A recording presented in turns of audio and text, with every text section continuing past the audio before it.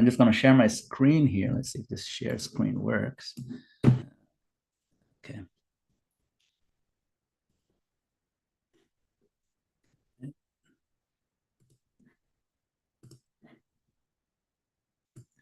Okay, it's a partial screen, so maybe this one. Okay, hopefully it's visible. Jai. Okay. Om Namo Bhagavate Vasudevaya. Om Namo Bhagavate Vasudevaya. Om Namo Bhagavate Vasudevaya. So today we are continuing this beautiful story in the Bhagavatam of Princess Rukmini. She's not queen at this point, so she's princess. And she is orchestrating her own kidnapping. It's quite an amazing story. So here you see Princess Rukmini wondering, what should I do? And then she sends a message, and then the message gets to Krishna, and she says, okay, let's figure out how you can kidnap me. All right. So now she's sharing some details because she's plotting out the whole thing. Okay, so we are Srimad Bhagavatam 10:52-42. Right? So she says, Anta purantaracharim anihatya bandhun Tvamudvahe kathamiti pravadamyupayam Purve dyurasti mahati kuladeva yatra Yasyam bahe navavadur girijam upetya. Since I will be staying within the inner chambers of the palace, you may wonder, how can I carry you away without killing some of your relatives? But I shall tell you a way. On the day before the marriage, there is a grand procession to honor the royal family's deity. And in this procession, the new bride goes outside the city to visit goddess Girija. The purport, Srila Prabhupada, well, actually, Srila Prabhupada's servants, they're writing this purport, and they're explaining. The clever Rukmini anticipated a possible objection on the part of Sri Krishna. He certainly would not object to subduing rascals like Shishupal and Jarasandh, but he might be reluctant to injure or kill Rukmini's relatives, some of whom might block his way to the palace's inner sanctum, where the women were protected. The procession to or from the temple of Girija, Durga, would provide the perfect opportunity for Krishna to kidnap Rukmini without harming her relatives. So she continues, Yasyangri pankaja raja snapanam mahanto vanchantyumapatirivadmatamopahatyai Yaryam bujaksha nalabheya bhavat prasadam Jahyamasun vrata krishan satasan janmabhisyat. Or lotus side 1. Great souls like Lord Shiva hanker to bathe in the dust of your lotus feet and thereby destroy their ignorance. If I cannot obtain your mercy, I shall simply give up my vital force, which will have become weak from the severe penances I will perform. Then, after hundreds of lifetimes of endeavor, I may obtain your mercy. The purport says the divine Rukmini's extraordinary dedication to Sri Krishna is possible only on the spiritual platform, not in the fragile world of mundane affection. In verse 44. So this is the Brahmana who brings the message of Rukmini. Brahmana uvacha ityete guhya sandesha yadudeva maya hrita vimshra kartum yachatra kriyatam tadanantaram. The Brahmana said, this is the confidential message I have brought with me, O Lord of the Yadus. Please consider what must be done in these circumstances and do it at once. Purport. When the Brahmana arrived, he broke the seal of the confidential letter written in the privacy of Rukmini's quarters and meant only for Lord Krishna. by using the term Guhya Sandesha. The trustworthy Brahmana, personally selected by Rukmini, here affirms that he has not violated the confidentiality of this message. Only Lord Krishna has heard it. Since the marriage of Rukmini was fast approaching, Sri Krishna would have to act immediately. The term Yadudeva indicates that Lord Krishna, as the Lord of the powerful Yadu dynasty, should make his decision and then mobilize his followers if necessary. So this is the end of the purport. This is the end of the chapter. So 10th canto, 52nd chapter, Rukmini's message to Lord Krishna. Om Jnanatimmirandasya Jnanajanashalakaya Chakshurmitam Yena Tasmai Shri Gurave Namaha. I offer my humble obeisances unto the lotus feet of my spiritual master, who has opened my darkened eyes and filled my heart with transcendental knowledge. I further offer my obeisances to all of you assembled Vaishnavas. Kindly seek your blessings that we may recite Srimad Bhagavatam in your company. So coming to this one verse in today's section, Rukmini refers to Umapati. Umapati means Lord Shiva. So here we can see that she's invoking the greatness of the Lord by saying that great souls like Lord Shiva hanker to bathe in the dust of your lotus feet. This verse we're just reading in sequence as we've been reading Bhagavatam, and incidentally, Lord Shiva is being mentioned by name by Rukmini Devi, and today happens to be the auspicious day of Shivratri. So what are the odds of that, right? Such a big Bhagavatam, so many verses, and to line up like this, certainly it is very auspicious. So it's a great opportunity to worship Lord Shiva or to try to understand him. Who is Lord Shiva? Who is this most enigmatic personality?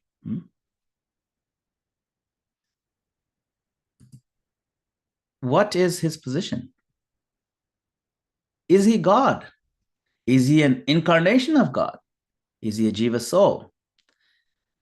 Do Vaishnavas worship him? And how are we as devotees of Krishna, aspiring Vaishnavas, how are we to approach him? So we have a lot of clarity given to us by the Acharyas, by Srila Prabhupada in his purports and his teachings. So in the Bhagavad Gita here, Krishna tells Arjuna, very famous verse in the 14th chapter, Sarva yoneshu kaunteya murtaya sambhavantiya tasham brahma mahad yoni aham bija pradah pita.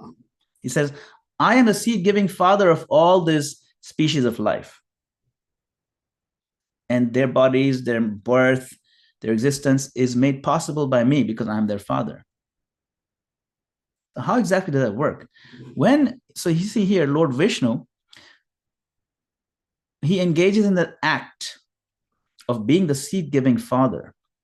And he does that by glancing, not touching. He does it by glancing, just glancing at the personification of the material energy. Here, that's Durga Devi. And this glance of the Lord, you can even see it in the painting, it's there. This glance of the Lord is in fact Lord Shiva himself. Srila Prabhupada explains this point again in the Bhagavatam.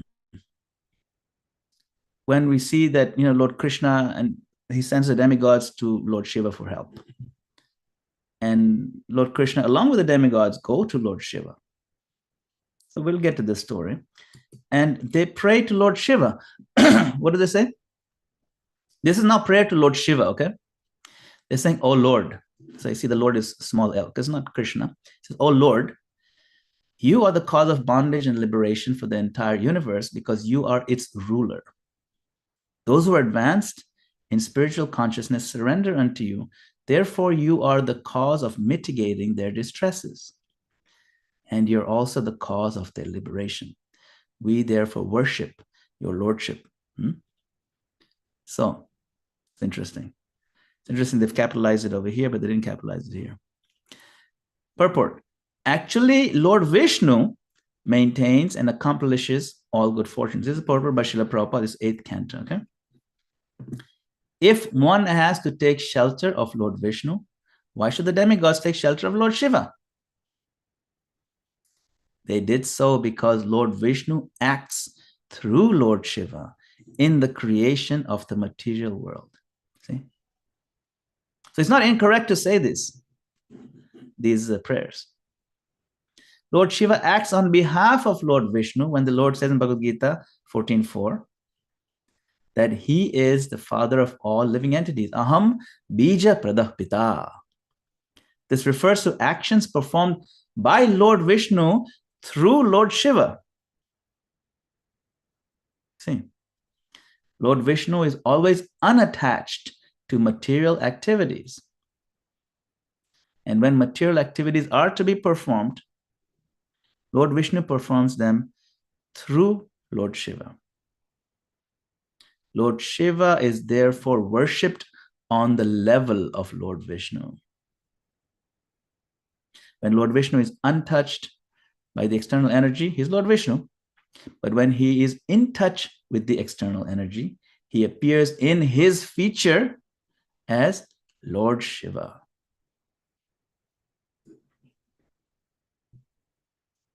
So this is how the Lord operates.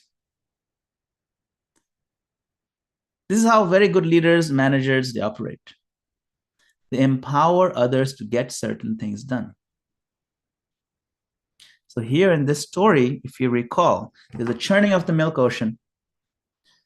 And all that churning, the whole goal of that churning was that everyone will get this amrita, which leads them to deathlessness, this nectar of immortality. But before that can come out, first the toxins come out. An incredible essence of all the toxins of this world, this form of poison, halal poison. And it was so poisonous that this poison was emanating this fumes. It was choking everybody up. They couldn't even breathe. They couldn't even continue the churning process. And so then Lord Krishna says, hey, let's go to Lord Shiva. He's the one, he can help us with this situation. So Lord Krishna delegates this duty to his empowered representatives, such as demigods and great personalities like Lord Shiva. This does not mean, however, that Lord Krishna has lost his power or that he's incapable of doing this task. Shripad Madhvacharya, the great Acharya, who is in our line of Acharyas, our Sampradaya is named after him, Brahma Madhva. Right? So Madhvacharya explains that Lord Krishna went to Shiva along with the other demigods to glorify and give credit to Lord Shiva, who would then swallow the poison and store it in his throat. So in fact, Lord Shiva is essentially an expansion of Lord Vishnu, who takes on a specific role. Just like yogurt is essentially milk, but acts differently. This analogy is not something that we made up. It's there in the Brahma Samhita. Kshiram yatha dadivikara vishesha yoga sanjayate nahi tata pratagasti heto yashambhutamapi tatha samupaiti karyat govindamadi purusham tamaham bhajami. This is the Brahma Samhita. We recited many times. You must have heard it. Here, Brahma Samhita says, just as milk is transformed into yogurt by the action of cultures, yet the effect of yogurt is neither the same as nor different from its cause, namely milk. So I adore the primeval Lord Govinda, of whom the state of Shambhu is a transformation for the performance of the work of destruction. So some things to note here. Milk and yogurt are the same in that they're both dairy products, right? But one comes from the other. Yogurt is never the source of milk. Milk is always the source, it's always the other way around. The functions of milk and yogurt are also different. They both have a place in our diet. The Brahma Samhita teaches us how we can actually approach, respect, and correctly offer our worship to these great personalities. Like Lord Shiva, there's a verse about Durga Devi, there's a verse on Lord Ganesh, there's a verse on Surya Dev, the sun god. All those, they're worshipable great personalities. But you'll notice that in each one of those verses, they highlight specifically how they're empowered by Lord Krishna to perform their functions. And all those verses end in the same line. Govindam Adi Purusham Tamaham Bhajami. When the curtains open today, you will hear Govindam Adi Purush every day. Every day. This is a very important point for us to understand. Now, how is he an incarnation of Lord Shiva? So there are different types of incarnations. One category of incarnation is known as Guna Avatar. Guna Avatar means the avatar who is in charge of a particular mode of material nature. So as one of the three Guna Avatars, we can say that Lord Shiva is an avatar of Vishnu. Earlier in the Bhagavatam, we come across this verse, Sattam Rajastama iti prakrite gunastair, yukta para purusha eka ihasya datte. Stityade hari virinchi hareti samya, shreyamsi tatra khalu sattvatanor nyanam syu. The transcendental personality of Godhead is indirectly associated with the three modes of material nature, indirectly, namely passion, goodness, and ignorance. And just for the material world's creation, maintenance, and destruction, he accepts the three qualitative forms of Brahma, Vishnu, and Shiva. Of these three, all human beings can derive ultimate benefit from Vishnu, the form of the quality of goodness. That's the verse. And the purport Prabhupada explains the Vishnu, or the deity of the quality of goodness in the material world, is the Purusha avatar known as Kshirodakshaya Vishnu, or Paramatma. Brahma is the deity of Rajas, or passion, and Shiva is in charge of mode of ignorance. They are the three departmental heads of the three qualities of this world. Creation is made possible by Brahma's quality of passion. It is maintained by the goodness of Vishnu. And when it's required to be destroyed, Lord Shiva does it by the Tandava Nritya. He dances.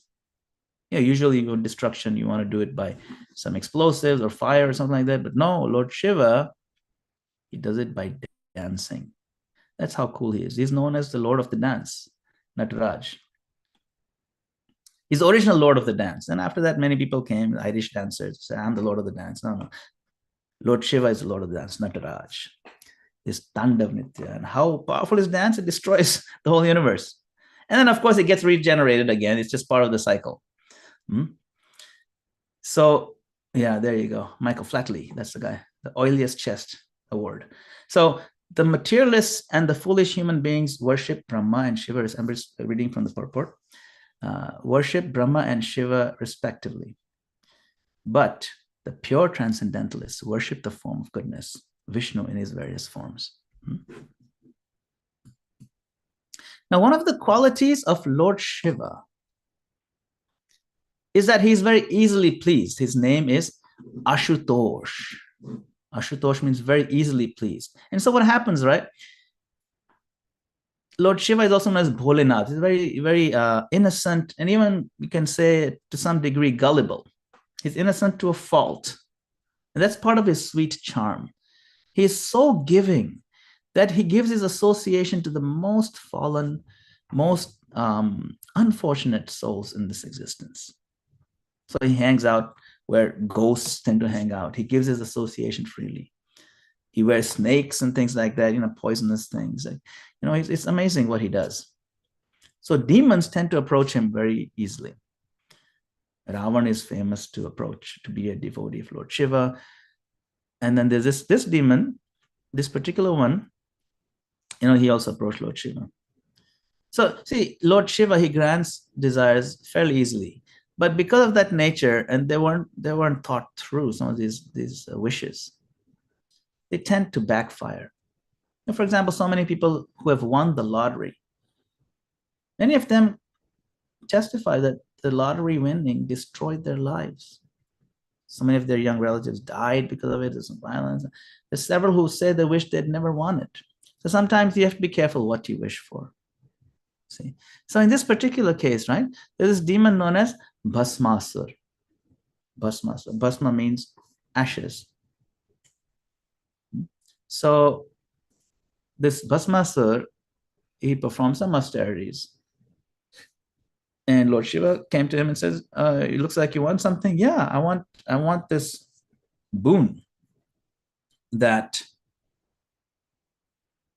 if I had touched somebody's head, that person will just immediately burn to ashes. The head would blow up and the person would just die. And the guy would just die. And a very odd boon to ask for. Lord Shiva, in his generosity, he said, yeah, sure. Okay, if that's what you want, you can have it. So Bhasmasur felt so empowered. And he's like, okay, cool. I'm going to test it out. Let's see who's the first guy here. Oh, Lord Shiva is right here. Let me just try it on you. He started running after Lord Shiva, and I'm going to touch your head. Lord Shiva started running. And Bhasmasur chased him through all corners of the universe. I'm like, what's wrong with you? I just gave you the boon. No, well, I'm going to try it out. What have I created? I've created a monster. That's Lord Shiva is thinking. So then Lord Shiva starts praying to the Lord Vishnu, my Lord, it's made a boo-boo, right? It's a problem. So Lord Vishnu hears his prayer and he appears in the form of Mohini Murti. Mohini is this very alluring female form of Lord Vishnu. It completely bewilders. It's so beautiful, this form. So you can see Lord Shiva is like, really sad. Come on, you gotta help me out. Lord Vishnu comes. He takes the form of Mohini. And Mohini starts dancing, and this Bhasmasur is attracted. Wow, this lady is so beautiful. All right, I'm going to pause my project of running after Lord Shiva and let me just hang out with her for a minute. And he says, who are you? And Mohini's like, well, I see that you're running behind Lord Shiva. What's going on? Oh, nothing. I just got this boon from Lord Shiva, and it says that the boon, he said that I will have the power to do this, that I asked for this, that if I touch someone's head, that they'll die. And Mohini's like, oh, she just started laughing. You trust that guy? Lord Shiva, he says he gives boons, but you can't really trust him. I mean, if you think he's that powerful, he would have a house. He's homeless. If you think he was that great that he can give you a boon like that, he'd be living in a palace, but he lives in the crematorium. And use your brains. What kind of boon do you think he can give you? I guarantee you 100% that doesn't work. I'll show you. Look, here, let's do this dance step. I've been practicing dance step. Just to follow me. I'll touch my head. Nothing's going to happen. And I guarantee you touch your head. Just test it out. But because this guy had completely lost his mind, and he was like, he's seeing someone so beautiful, completely lost his intelligence. It tends to happen when men see someone very beautiful, they lose their intelligence. So Bhasma said, yeah, sure, I'll do this cool dance step, touch his head, and immediately he himself died. You can see his body burned to ashes, his head exploded. So kind of grotesque, but Lord Vishnu has to come and save the day. You see.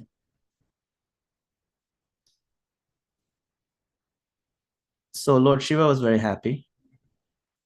Once Lord Shiva then asked Lord Vishnu, my Lord, this Maya energy of yours, this bewildering potency that you have, especially when you came that time during the churning of the ocean, and you came as Mohini Murti, and just now you came also.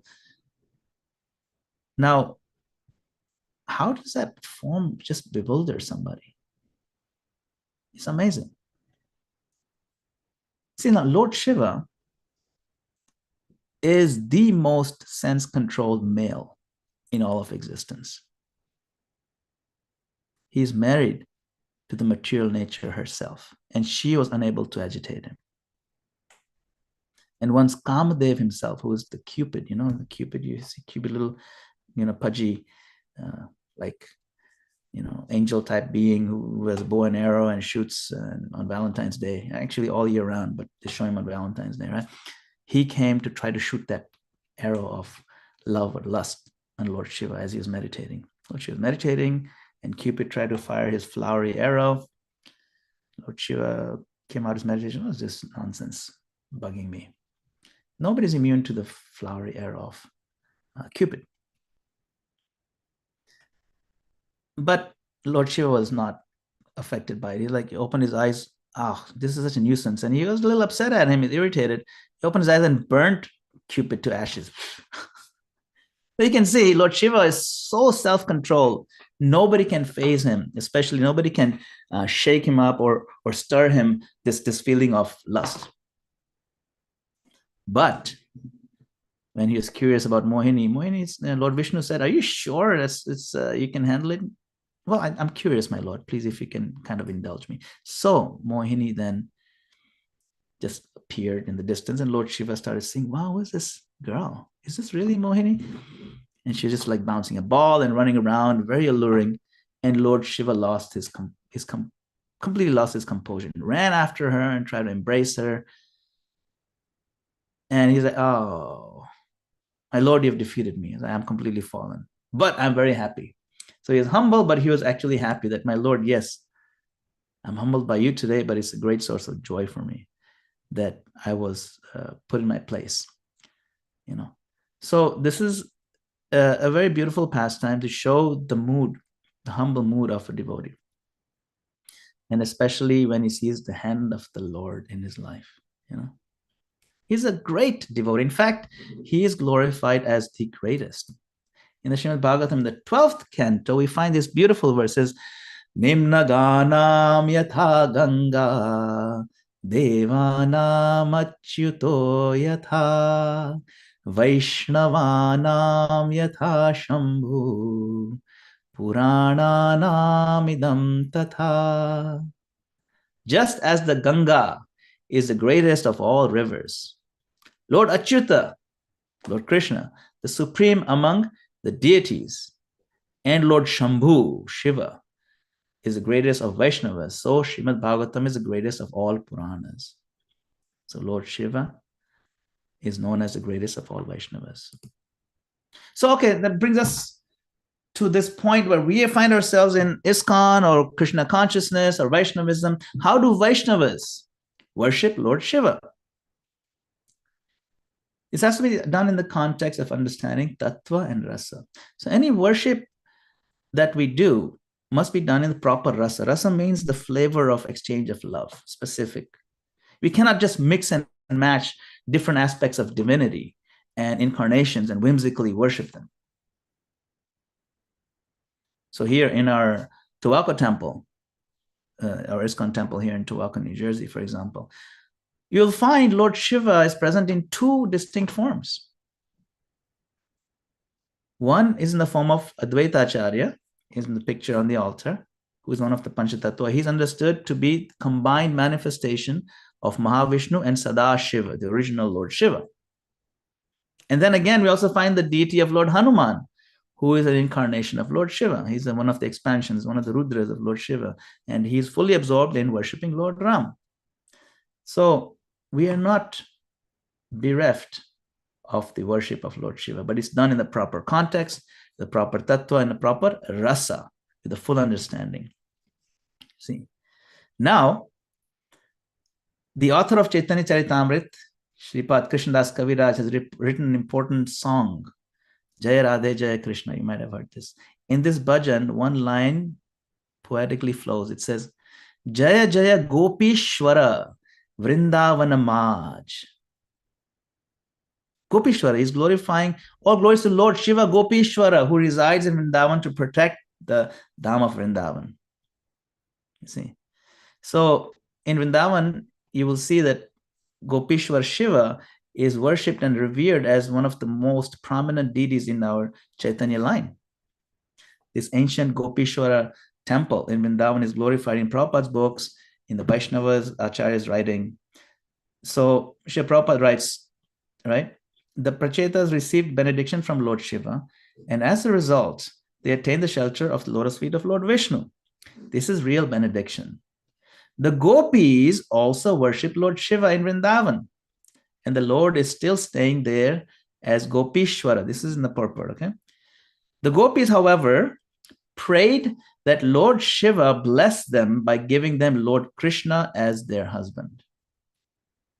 There is no harm in worshiping the demigods, provided that one's aim is to return home back to God, to develop love for Krishna.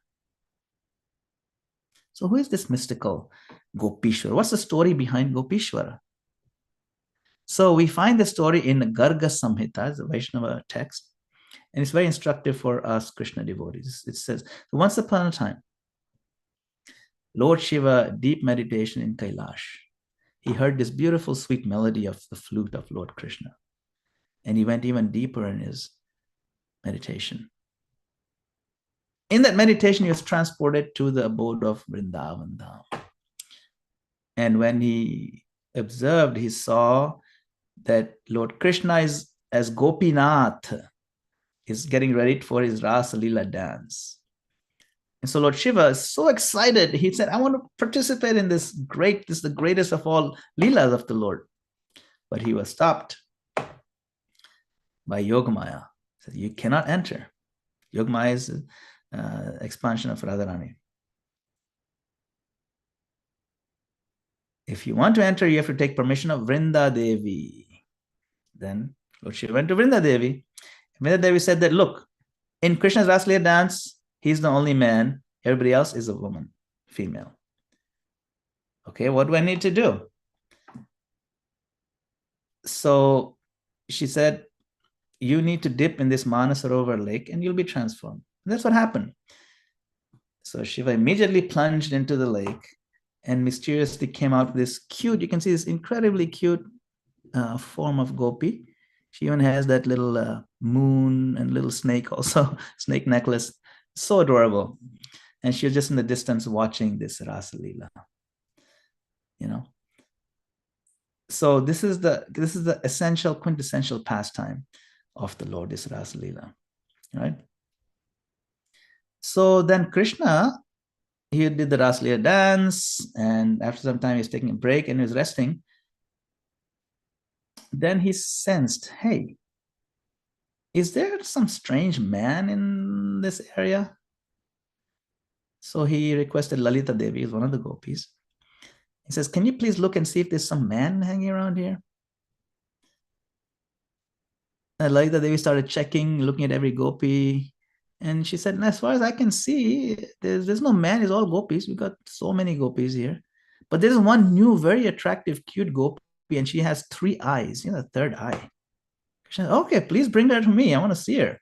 So when he saw this 3-eyed gopi, he started laughing and laughing. He just recognized this is Bholenath. He said, oh, Bholenath, Lord Shiva, what are you doing here? And he was actually so delighted that he couldn't even stop laughing. That you're the epitome of masculinity. If there's muscles and everything, now you're this gopi form. It's incredibly cute. And then Lord Shiva just bowed down with respect. And then Lord Krishna stopped laughing and smiled. He says, oh Gopishwara, means the Lord of the gopis. Actually, I'm very happy to see you in the form of a gopi. I give you the blessings that all other gopis will offer you their respect and worship. So now after hearing this, Srimati Radharani, whose nature, sometimes she gets very upset and angry.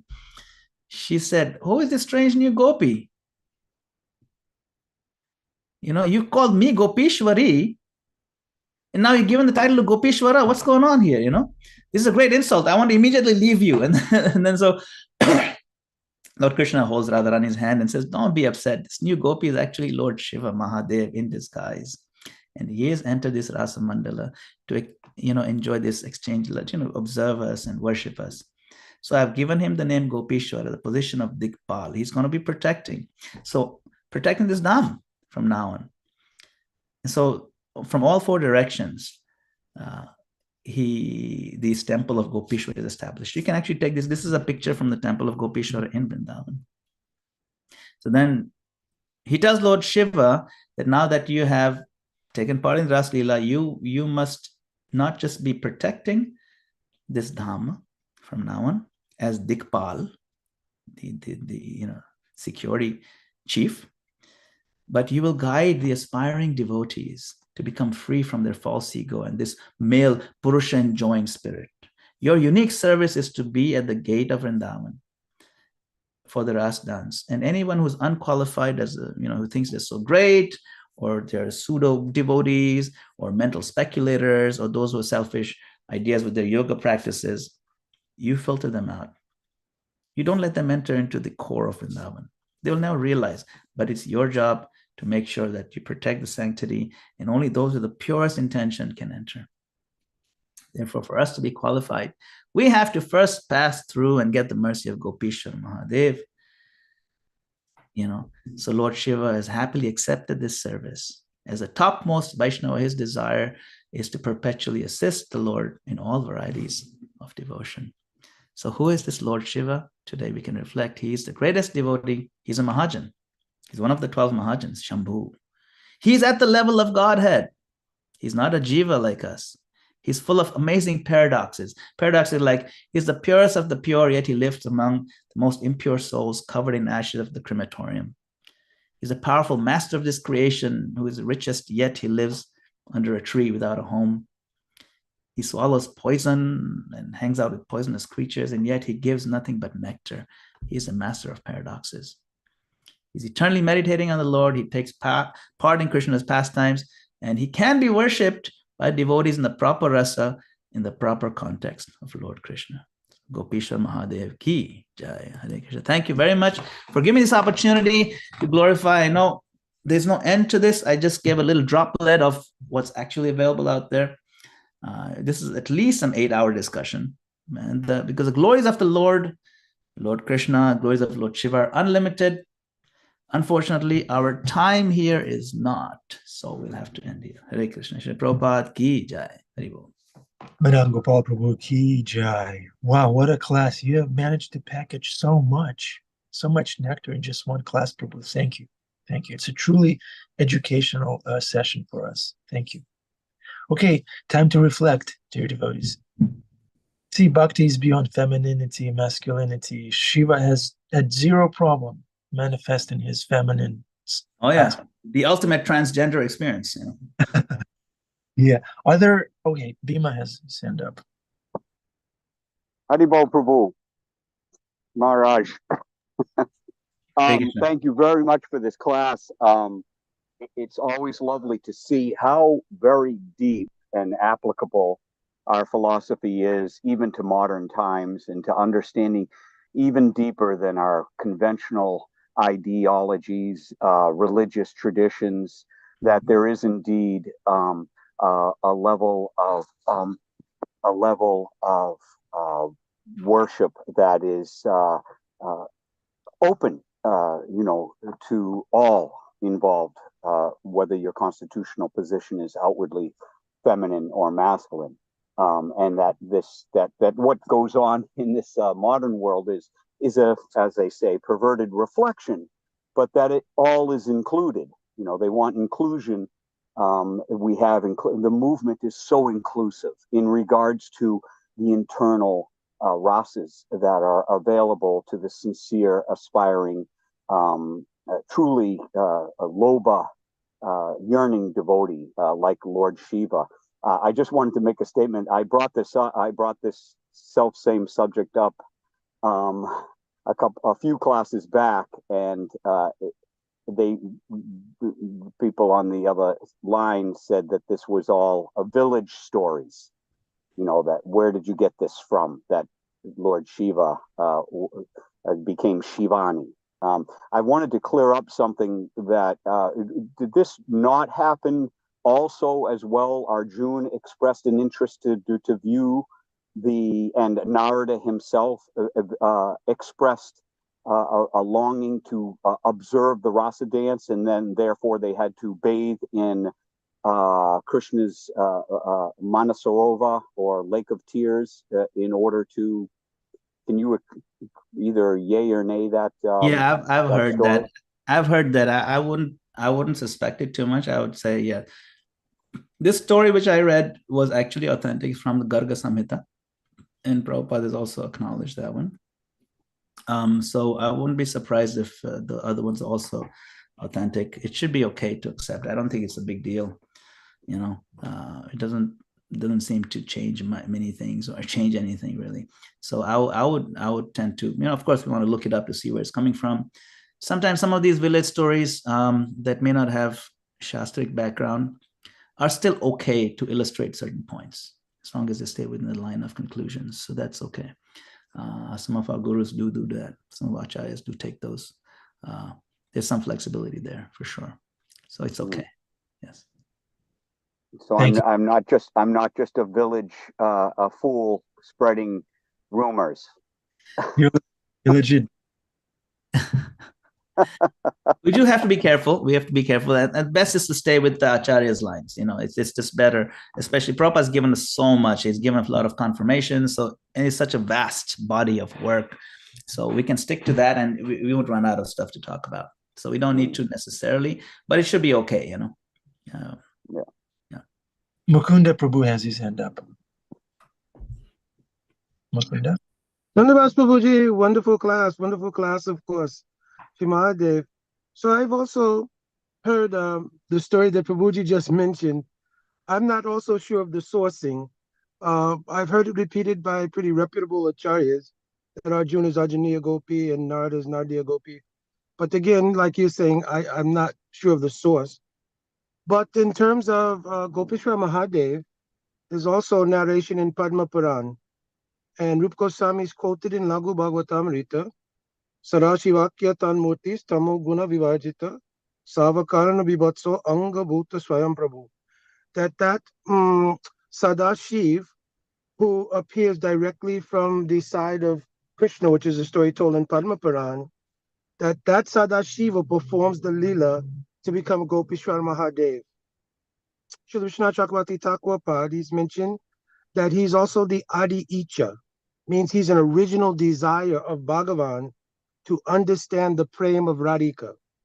Then he gives praman for this by quoting Krishna's Kaviraj Goswami, Shri Radha Pranaya Mahima Gidrusa Vanyeva, that Krishna has this desire to understand what is the glory of the prem of Radhika. So in Padma Puran, that form of Sadashiv that manifests in the Ras Mandal is actually Krishna's original desire to understand the prem of Radhika. But the upakyan, or the teaching that comes from that Leela, is that unless one does service, Gopi Vina Anugatya Aishwara Gyane, right? Unless one does service to gopis, you cannot just enter Ras Mandal in an artificial form. So it gives praman against Prakriti Sahajavad and so many things, right? So it's a very beautiful Leela. At the same time, it expresses how Krishna's desire to understand the prem of Radhika is paramount in our line, how much that Krishna wanted to understand, and therefore he takes the form of Mahaprabhu. So that's the gist of it. Yes, thank you. That's very deep. And also the point about doing seva to the gopis is very important. We cannot just approach it sentimentally or whimsically like the Prakriti Sahajiyas do. It's a great point. Thank you, Prabhu. Wonderful. Hare Krishna. Thank you. Any other questions? We have a very qualified speaker today, dear devotees. Take advantage. Paripusha Prabhu, Temple Room. There's a question in the chat. Thanks, Vinisha. Oh, there's a chat. Yeah, this says, thank you for the wonderful class. You mentioned Shiva as the... If you have a few minutes, Madam Gopal Prabhu, please stay. Okay. We'll do after this, right? Yes. Yeah, after darshan. Yes.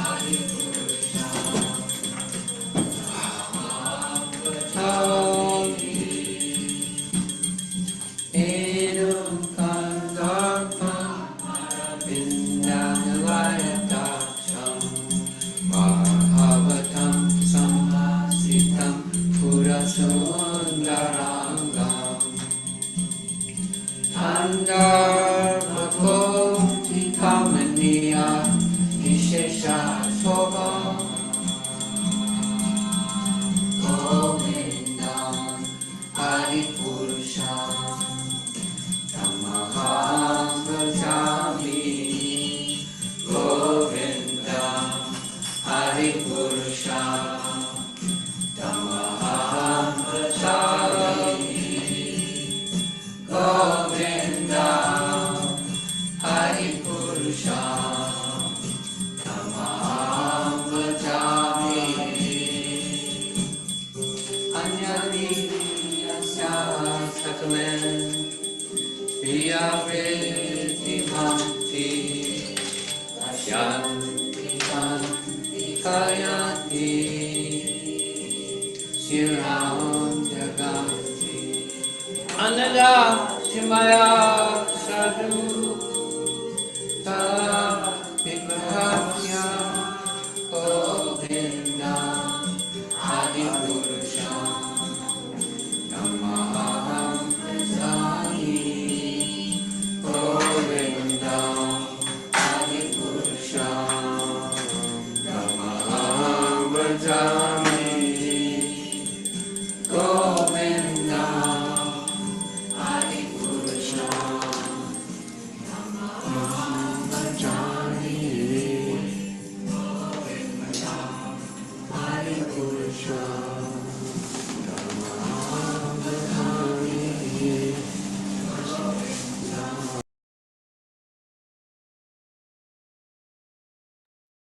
Okay, welcome to the Afterglow, dear devotees. Madame Gopal Prabhu, are you here? Okay, let's go back to the question. You were reading it, Prabhu. Yes. So Shiva, we mentioned as master of creation, but isn't Brahma also the creator of this universe? So there's a semantic difference. Master of the creation doesn't mean he's the one who created it. He's just master of it, right? The creator is still Lord Brahma, but after it's created, Lord Shiva is in charge of many aspects of it. First of all, because he's the most powerful of the demigods. Okay, he's way more powerful than Lord Brahma, Indra, anybody else. So in that sense, he's a master. That's why they all rushed to him when there was trouble. So yes, the creation pastime or the function of putting the ingredients together of this world is Brahma's job. Now, the word creation is a little tricky and can be confusing because one may conjure up an idea that creation means Brahma now manifests something out of nothing. But that's not how creation works, or Lord Brahma. Lord Brahma is, you can say, the engineer, or you can say the cook. He's the hired cook. Krishna is the boss. Krishna provides him the cookbook, the recipe, and the ingredients, and the kitchen, and the utensils and everything. And Brahma does the actual work. Because he cooks something, so he gets the credit for creating this, whatever he's cooked. But he's a secondary creator. All the ingredients and everything is direction, ingredients, facilities provided by Krishna. So even Lord Brahma is not the master of creation. He's a secondary creator. And Lord Shiva is way more powerful in a much higher position, like we learned in the verses. Thank you for the question. Any further questions, dear devotees? Any comments or reflections on this?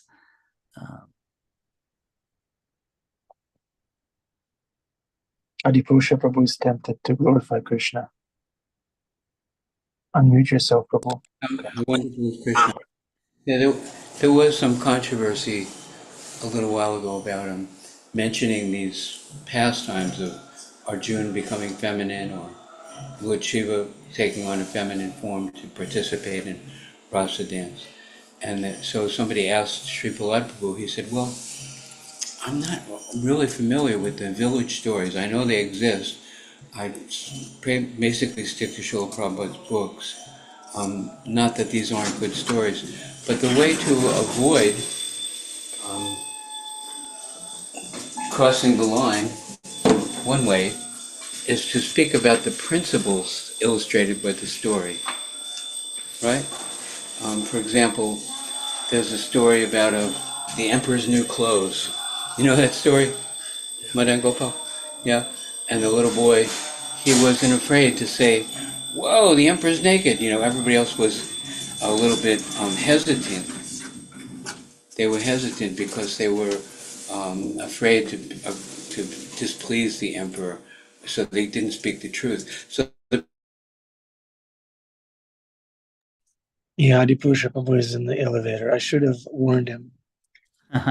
He's a very elevated soul. Yeah, that's where he. you could say, just speak the truth. He wasn't worried. So if we just speak the principles, we're free to even discuss things that we haven't directly heard from Srila Prabhupada, because Prabhupada gave us the principles that apply to the stories. So those, but sometimes these stories are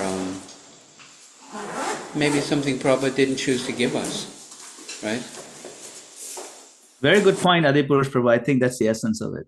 Perfect answer. Because like if you know the principle behind it, you can use stories from other traditions to illustrate a principle. Sometimes these stories can be very powerful, even from, you can get traditions from African histories, or even just like, folk tales from Europe and Far East Asia. There's so many wonderful wisdom tales. I know Sachinandan Maharaj does a brilliant job of these wisdom tales, and then he illustrates a point of Krishna consciousness. It really drives home a point. It's really fantastic. We gave the example that Jai Patak Maharaj told us. He said that one of Prabhupada's godbrothers invited him, so he went there, and they were having some Krishna Katha, and then the sannyasi said to him, "I'm going to tell you something your guru didn't tell you." And then he said, "He put the moves on me." He said, "He put the moves on me."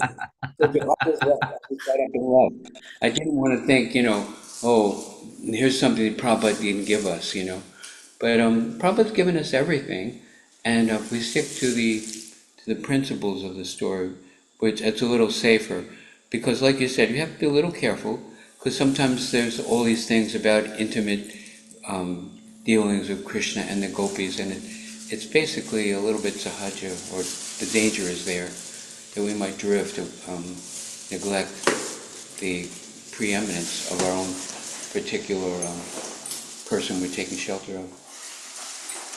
Anyway, talking Thank you, to bro. No, that's perfect comment.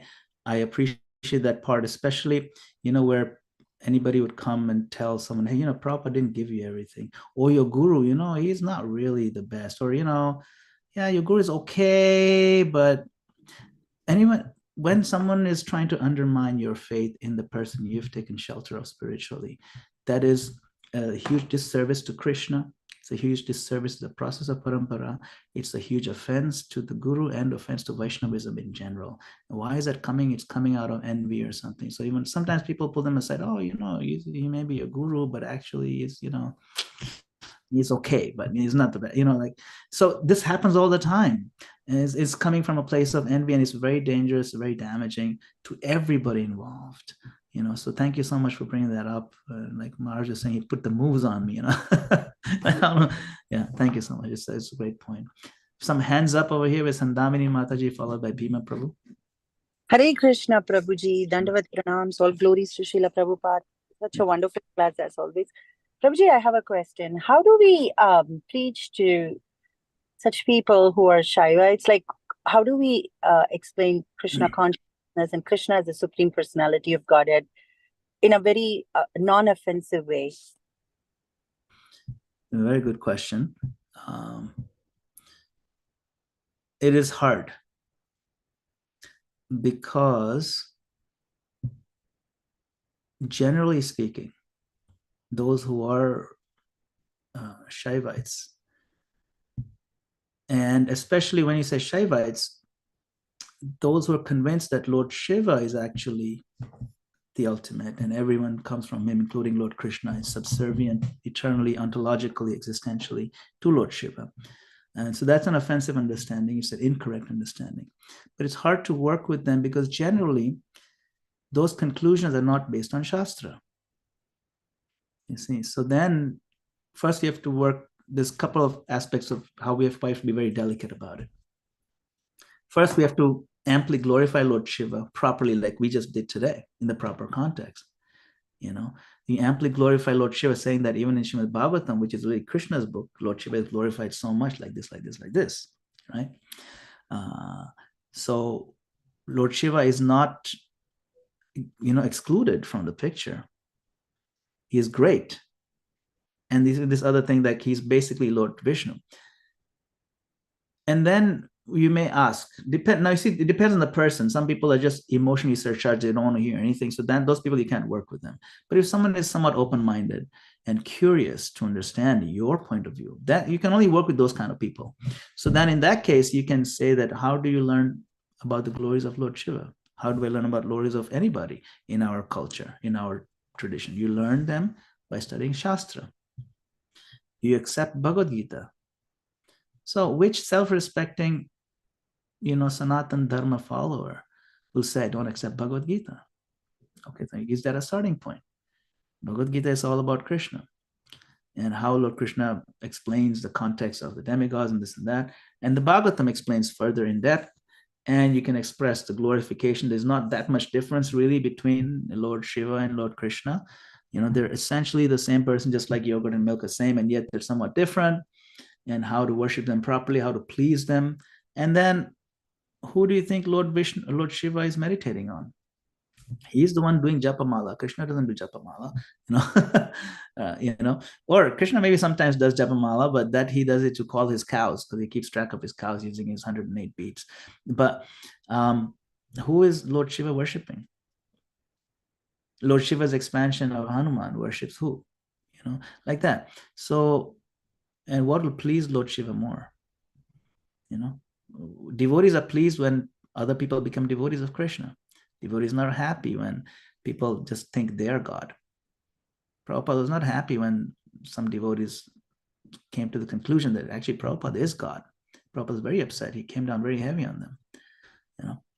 So similarly, Lord Shiva is more pleased when you understand thoroughly the scriptures, when you understand thoroughly Lord Shiva's position, and he is very, very ecstatic when you turn to Krishna, because then you join him in what makes him happy, rather than, entering this false narrative of, just asking him for selfish things. Or even if you're not selfish, you just want to ask for the association of Lord Shiva. You just want to serve him selflessly. That's great. But then when you want to serve somebody selflessly, you got to know what that person wants and what will please that person. And when Lord Shiva says, I'm most pleased when people worship Krishna, then you follow that. You see, if someone says, I love the taste of, just fresh water, but you keep insisting, no, you must make this milkshake that I made for you. No, I'm actually allergic to dairy. No, you must drink the milkshake. You should do what pleases the person. Similarly, you should find out what pleases Lord Shiva.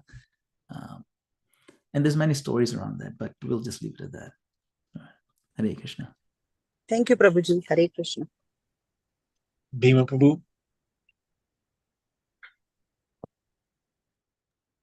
Yes. I'd just like to say that when I first joined the movement many years ago, I had like a philosophy minor. I had been taking some 101s and 201s in logic and reason and et cetera, et cetera. And that actually became and also the study of other philosophies, including existentialism and Eastern philosophies.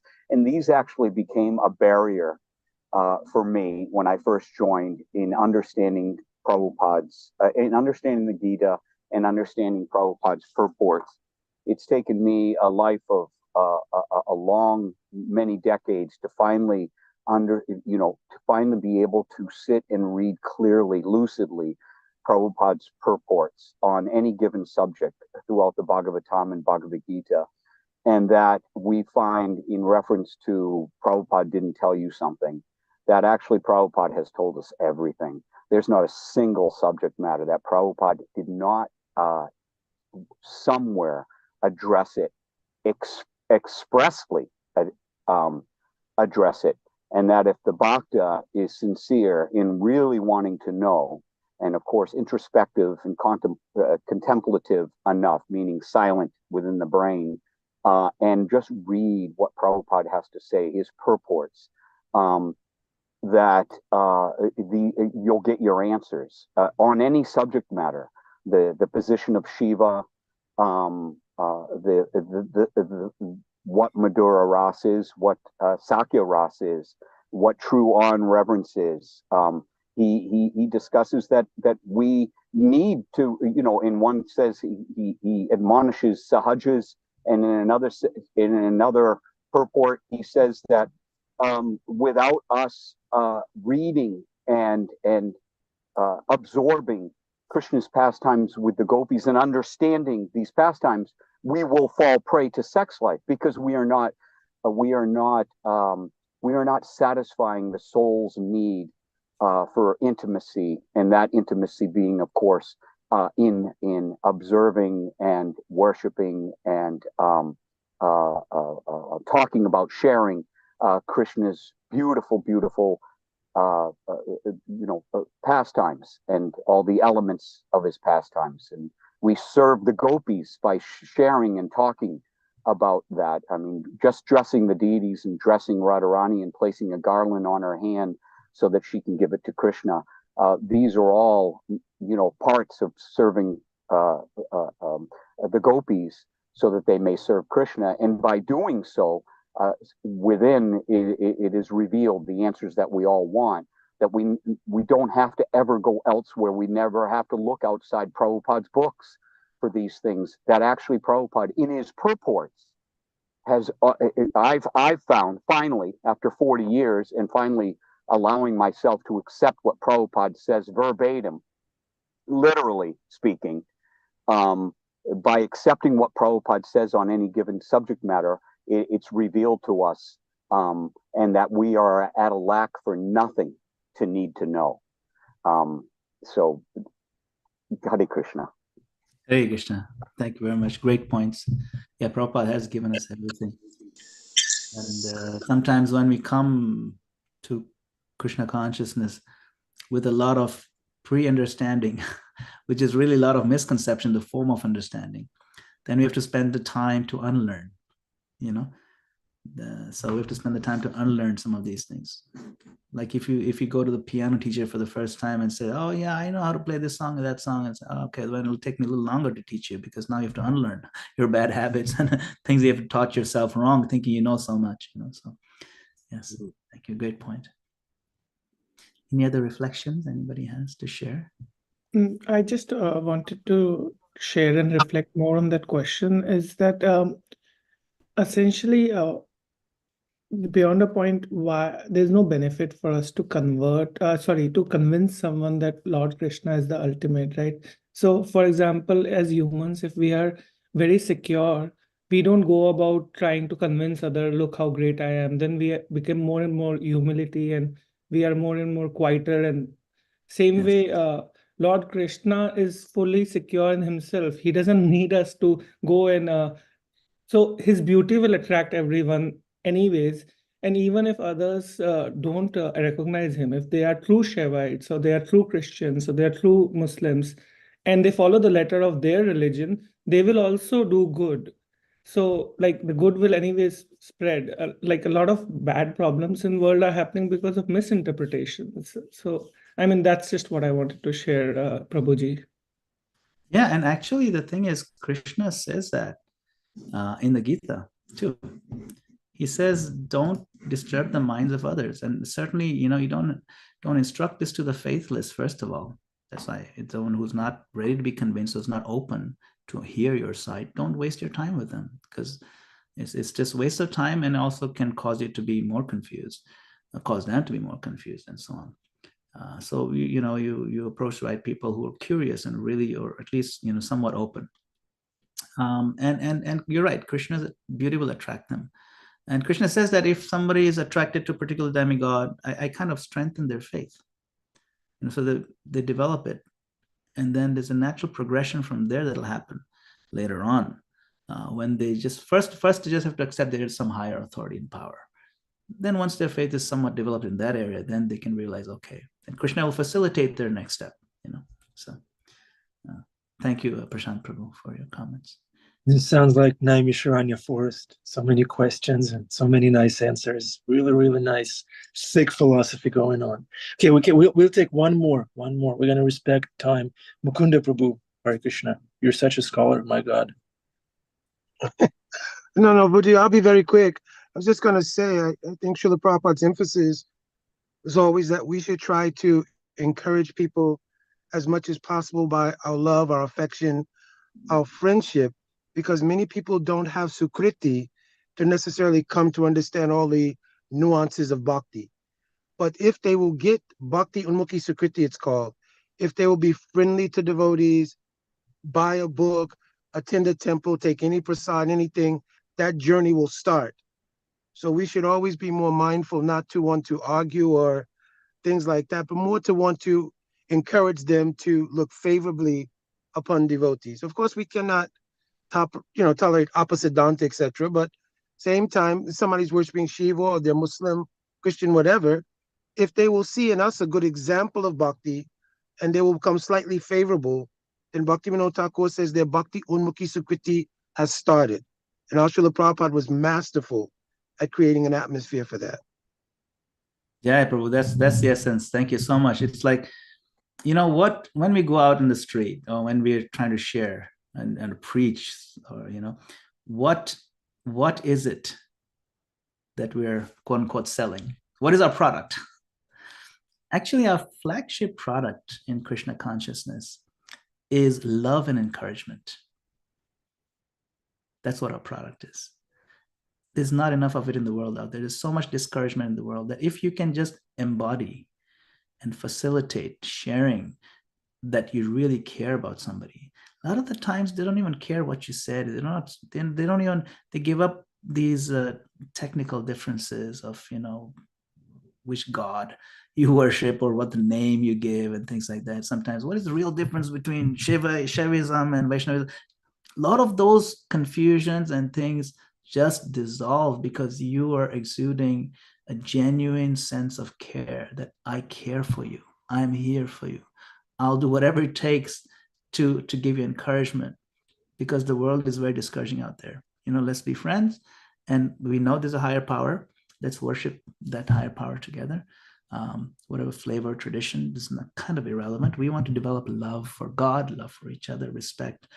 And if you can do that, then these other small differences, they become insignificant. And then later on, things become clearer as you develop that love. That's what's Prabhupada, right? When the scholars, they say that when I met these initial Prabhupada devotees, I couldn't understand. On one hand, they were so enthusiastic about Swami Bhaktivedanta, but on the other hand, they had no clue about the philosophy. I don't know why they were so crazy after him. Why? Because Prabhupada was embodiment of love, ecstatic love. From him, ecstatic prema emanates. And then what happens? By him, ignorance is destroyed. This is the glory of the spiritual master. See, so we are all empowered by our spiritual masters to also share as much as possible. If you find a person where you want to hang out with more because they're so loving and caring, then the other battles are small by comparison. Thank you so much. Mukunda Prabhu is a great point. Hare Krishna. Hare Bol. Hare Krishna. I don't want to talk at all. This is just nectar. Okay, who wants to be the finisher? Who wants to finish it off? Adipusha Prabhu, I saw you wanted to speak. Very briefly. Glorify Krishna briefly. And mute yourself also. Yeah, we represent Krishna. Let's not forget about that. I'm asking you to unmute. Okay. I heard Krishna gave me a very humorous experience one time that sort of embodies a principle that's already been spoken about in class. I was listening to two very young Gurukul kids walking by while I was working. They must have been like 7 or 8 years old. And one said, I think the clotheslines in the Dallas temple are better than the clotheslines here at New Vrindavan. And the other one said, where does Prabhupada say that?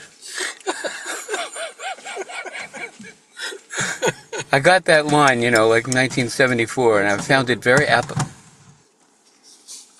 applicable. Anyway, glories to Prabhupada. Hare Krishna. Tell the other pastor what they said. I don't know if that's, Hare Krishna. Srila Prabhupada ki jai. they only have one comment. Grantaraj Srimad Bhagavatam Bhagavatam, ki where Srila Prabhupada gives us everything. Ki Jai. jai. Thank you. Madana Gopala Prabhu Ki Jai. Wonderful class. Bowing down to you. Maharaj, thank you so much for giving us your association. Samaveda Bhaktivinoda ki jai. Hari Bol. Hare Krishna. We'll see you soon again. Hare Krishna. Hare Krishna, Vaishnavas and Vaishnavis and Vaishnavets. You're beyond your gender. You're beyond, Bhakti is beyond all the philosophical differences, anything. We shouldn't have any problem with anything if we stick to Bhagavatam, to Krishna, and to morning class, where we get access to Madana Gopal Prabhu and other devotees. Hari Bol. Prabhupada gave us Madana Gopal, right? Book is one thing, but somebody who you can ask a question, talk, and interact, maybe even touch appropriately, that's another story, right? Okay, Hare Krishna. Appreciate that. Thank you.